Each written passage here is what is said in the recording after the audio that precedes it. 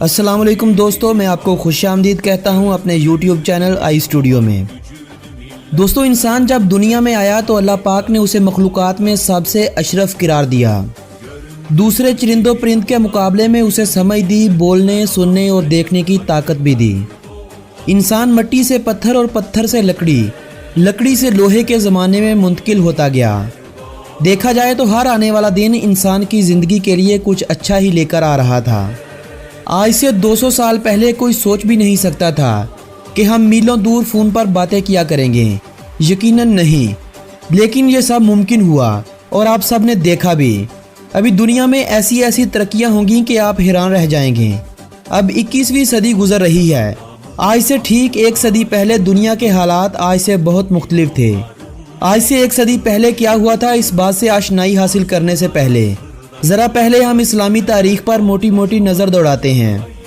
7ویں صدی عیسوی جب دنیا میں اسلامی طاقتیں سامنے آئیں، عدل و انصاف کی فضا قائم ہوئی اور دیکھتے ہی دیکھتے مسلمان آدھی دنیا پر غالب آ گئے۔ 13ویں صدی کا آغاز ہوا تو مسلمانوں کی سب سے بڑی اسلامی سلطنت سلطنت عثمانیہ دنیا کی نظروں کے سامنے آئی۔ سلطنت عثمانیہ جس کو مسلمانوں نے ہر آنے والے سال اس سلطنت کو پھیلانے میں اپنا کردار ادا کیا۔ مسلمانوں کے مقدس ترین شہر مکہ مکرمہ اور مدینہ منورہ بھی اسی سلطنت میں شمار ہوتے تھے، اور ترکوں کا یہی دور انسانی تاریخ کی ایجادات اور کامیابیوں کا دور کہلاتا ہے۔ ترکوں میں کچھ خامیاں بھی تھیں، اور وہ خامیاں ہمیشہ سے مسلمانوں کے زوال کی وجہ بنتی آئی تھیں، جن میں مسلم سلطانوں کی عیاشیاں اور اپنوں کے ساتھ غداریاں اہم ترین تھیں۔ لیکن مسلمانوں کی اس عظیم سلطنت کے تباہ ہونے کی ایک بڑی وجہ اور بھی تھی، اور وہ وجہ تھی پہلی جنگ عظیم۔ 19ویں صدی میں دنیا کے مختلف ممالک میں بے شمار جنگیں اور قتل و غارت ہوئی۔ ان سب کے دوران پوری دنیا میں 1 کروڑ لوگ جان کی بازی ہار گئے۔ 19ویں صدی کا اختتام ہو رہا تھا اور دنیا کی ایجادات انسانی زندگی کو ختم کرنے پر لگی ہوئی تھی۔ مشین گنیں، نت نئی بندوقیں اور گیسوں کی مدد سے انسانی زندگی کو ختم کرنا اب بہت آسان ہو چکا تھا۔ کمزور ممالک کو فتح کرنا اب جنون کی حد تک دوسرے ممالک پر سوار ہو چکا تھا۔ ایسے میں کچھ عالمی طاقتوں کے آپس میں معاہدے ہوئے۔ ہلکی جنگیں کئی ممالک کے درمیان مختلف مقامات پر جاری رہیں۔ 28 جون 1914 کو ایک سربین باشندے نے آسٹریا کے ایک شہزادے کو گولی مار دی۔ یہ گولی غلطی میں نہیں بلکہ پوری پلاننگ کے ذریعے ماری گئی تھی۔ جرمن جو اس جنگ میں آسٹریا کی مدد کے لیے تیار بیٹھے تھے، انہوں نے آسٹریا کو ہلاشیری دی اور سربیا کے خلاف جنگ شروع کر دی۔ اب روس، فرانس، برطانیہ، اٹلی، امریکہ اور سربیا ایک طرف تھے، جبکہ آسٹریا، ہنگری، جرمن، عثمانی اور بلغارین دوسری طرف تھے۔ یہ وہ اتحادی ممالک تھے جو اس جنگ میں سب سے زیادہ متاثر ہوئے تھے۔ 10 دوسرے ممالک بھی اس جنگ میں کود گئے تھے، اور اس جنگ نے 20ویں صدی تک ہونے والی سبھی جنگوں کے ریکارڈ توڑ دیے۔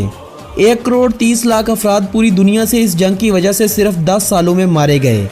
صرف ایک دن کے دوران 30 لاکھ سے زائد فوجی مارے گئے تھے۔ یہ پہلی جنگ عظیم تھی جس میں جنگ نہ صرف زمین اور سمندر میں لڑی گئی، بلکہ یہ جنگ ہوا میں بھی لڑی گئی تھی۔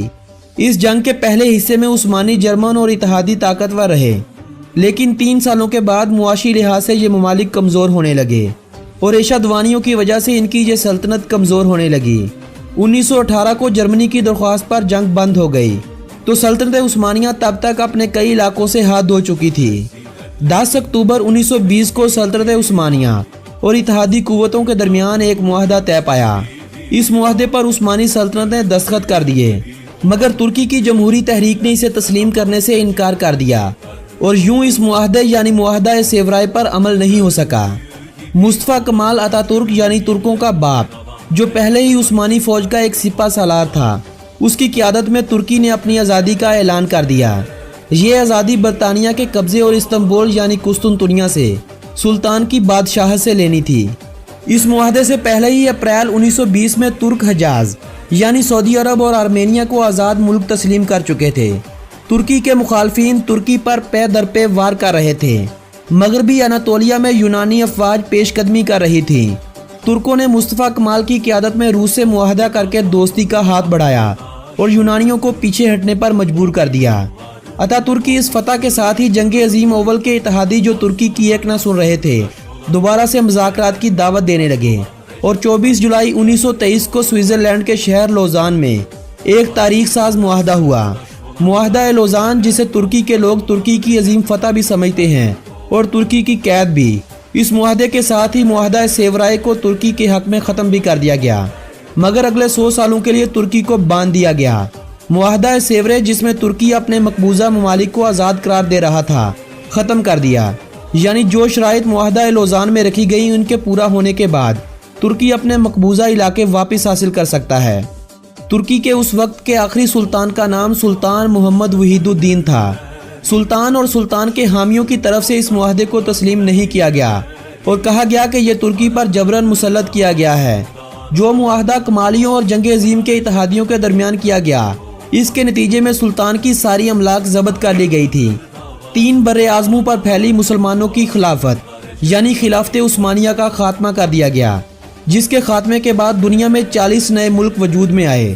یہ خلافت عثمانیہ جس کی میں بات کر رہا ہوں اتنی طاقتور تھی کہ اگر اس وقت کے اس خلافت کے ماتحت چلنے والے ممالک کی بات کی جائے تو ان میں مقبول ترین ممالک کچھ یہ تھے، جیسے آرمینیا، عراق، شام، اردن، فلسطین، قبرص، بلغاریہ، رومانیہ، یونان، سعودیہ اور مصر جیسے ممالک اس سلطنت کا حصہ سمجھے جاتے تھے۔ یہ سلطنت ہی اس وقت مسلمانوں کی قوت تھی، مسلمانوں کی شان و شوکت تھی۔ ان کے ساتھ لڑنے سے پہلے دشمنوں کو کئی بار سوچنا پڑتا تھا، مگر اس معاہدے کے بعد ترکی پر جو شرائط عائد کر دی گئیں اس نے ترکی کو باندھ کر رکھ دیا۔ وہ شرائط کیا تھی ذرا سنیے۔ سلطان کی ذاتی املاک پر قبضہ کر لیا گیا اور سلطان کو ملک بدر کر دیا گیا۔ خلافت عثمانیہ کا خاتمہ کر دیا گیا۔ 3 براعظموں پر پھیلی ہوئی خلافت کے اثاثوں سے دستبرداری، جو ترکی خلافت عثمانیہ کا مرکز تھا، اسے ایک سیکولر سٹیٹ قرار دیا گیا۔ اسلام اور خلافت کے اوپر پابندی لگا دی گئی۔ اسلام انگیز تقاریر اور عربی میں اذان دینے پر بھی پابندی عائد کر دی گئی۔ ترکی کے قدرتی وسائل میں پیٹرول سر فہرست تھا۔ پیٹرول کی ڈرلنگ پر پابندی لگا دی گئی، یعنی ترکی صرف پیٹرول خریدنے کا پابند بنا دیا گیا۔ ترکی کے شہر استنبول کے درمیان میں سے ایک نہر نما سمندر ہے جسے باسفورس کہا جاتا ہے۔ یہ تجارت کا ایک انتہائی شارٹ کٹ راستہ بھی ہے۔ اس سمندر کی اہمیت نہر سوئس جتنی ہے، یعنی ایک براعظم سے دوسرے براعظم تک مال پہنچانا بہت آسان تھا۔ ترکی پر جو پابندیاں لگائی گئیں ان میں یہ بھی تھا کہ باسفورس کو عالمی سمندر قرار دیا جائے اور اس سمندر سے گزرنے والے کسی بھی بحری جہاز سے ترکی ٹیکس وصول نہیں کر سکے گا۔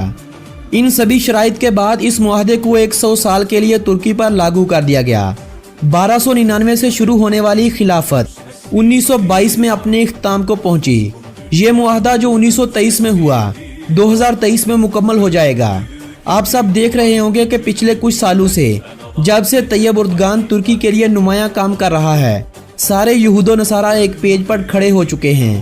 آئے روز ترکی کو دھمکیاں لگائی جا رہی ہیں، لیکن مرد مجاہد طیب اردگان جو ہر عالمی مسئلے پر بات کرتا ہے اپنے موقف پر ڈٹا ہوا ہے۔ میرے معزز ناظرین، آنے والے 5 سے 10 سال میری، آپ کی اور ہم سب کی زندگیوں میں بہت اہم ہیں۔ دنیا میں اتنی بڑی تبدیلی آئے گی کہ آپ سوچ بھی نہیں سکتے۔ اب یہ آپ کے اوپر ہے کہ آپ اس تبدیلی کا شکار ہونا چاہتے ہیں یا اس تبدیلی کا حصہ بننا چاہتے ہیں۔ ترکی میں چند سال پہلے امریکہ کے کہنے پر فوجی بغاوت ہوئی جسے ترک عوام نے ناکام بنا دیا۔ ترکی میں حالات کو خراب کرنے کے لیے مسلسل کوششیں کی جا رہی ہیں، کبھی معاشی تو کبھی اقتصادی پابندیاں لگائی جاتی ہیں۔